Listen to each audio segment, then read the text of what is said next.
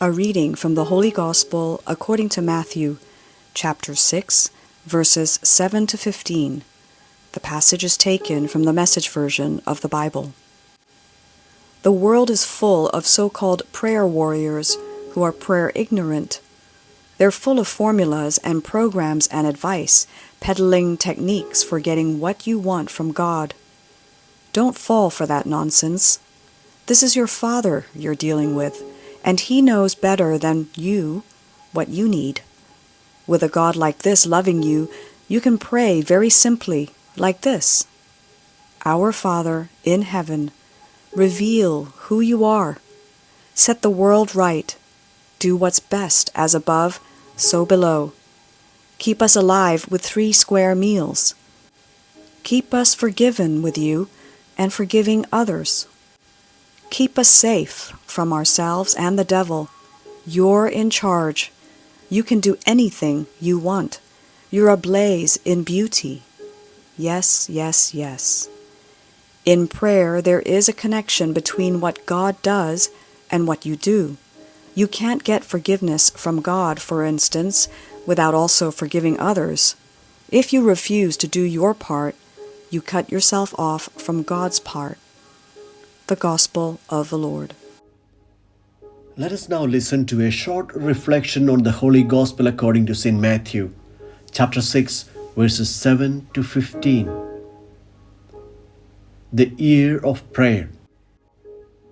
In preparation for the 2025 Jubilee year, Pilgrims of Hope, this year has been designated a Year of Prayer by Pope Francis.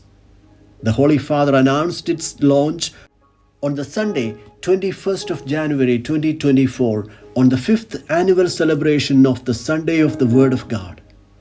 In this year of prayer, the Pope invites the faithful to pay particular attention to the Lord's Prayer, Our Father.